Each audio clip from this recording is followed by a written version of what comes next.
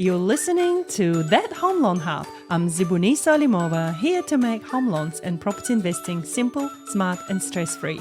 Let's get you closer to your property dreams. Hello and welcome back to James Shears. Hello, James. Bonjour. Oh, that's a new one. I'm trying different things. Awesome. James, what have we got today? Well, today I'd really like to talk about setting financial goals. That's awesome. So I thought the best way to do that is I'm going to be a prospective client. Okay. And we'll have a look at my my financial situation, and I'm looking to get some advice from you about a property I would like to buy and what I might need to do because my current situation might not be ideal. All right, sounds good. And guys, remember, this is not a financial advice specifically for you, but just an example of what can happen in the conversations when a client does come to us. Go ahead, James. Okay, loosely based on, my financial situation, but not real numbers. Okay, so let's talk about financial goals. Financial goals can be short, medium, or long term. What we're tending to look at is the more medium to long term goals, which is 2 years to medium would be 2 years, long would be 5+. What I want to do, we already have an existing property, but I'd really love to buy a property here in Waikanae. And so I'd like to ask Zebaniso about what I need to do to be able to get into that second property. Awesome. Shoot away.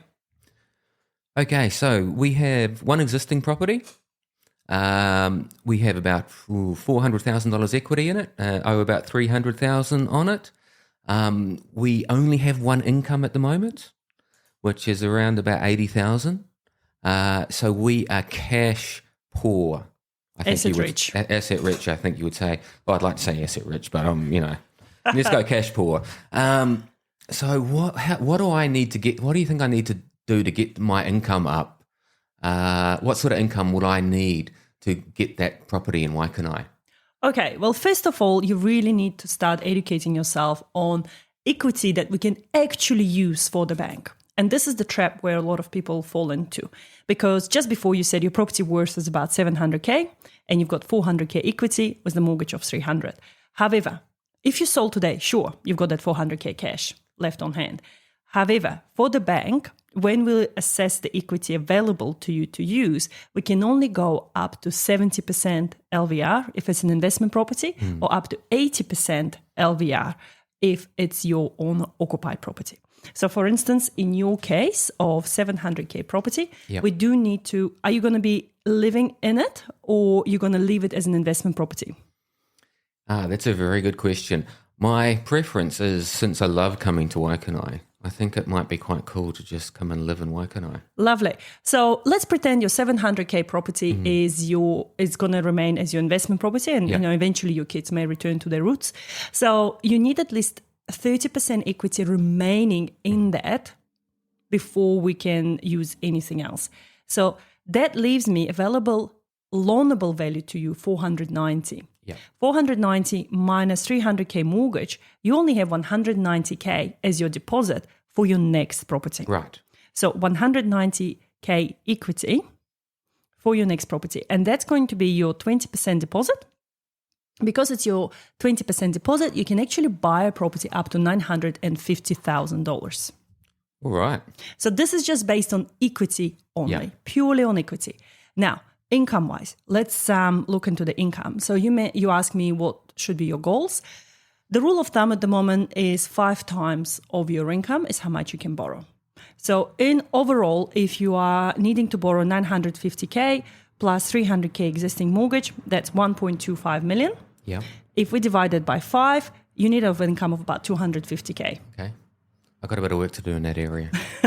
But remember, the rental income can also be included in that scenario. So for instance, your other property can stay as a rental property and you could potentially have $700 per week. And if we take 700 times by 52, we get $36,000 a year. Okay. Now, it does get shaded by the banks. Remember that as well. So it does get shaded by about 25%. Wow. So we can potentially use 27K. And why does the bank shade that amount? This is just to allow for things like when you don't have enough, when you don't have tenants in it, for instance, and there is periods of time when, the property is empty, or if there is any maintenance to do. and also if any other potential cost that arises. So that's why we can use the full amount of all property management fees as well. So that's why it gets shaded. So if you think about it, 250K minus 27,000, you're looking at 222,700. So you need to be earning at least 220K. I can get Rebecca to earn that amount of money. Yeah, I reckon. I think Rebecca will be all for it. Yep, absolutely. If we get to come to Waikanae. Yeah, she can work another 2 jobs, right? Absolutely.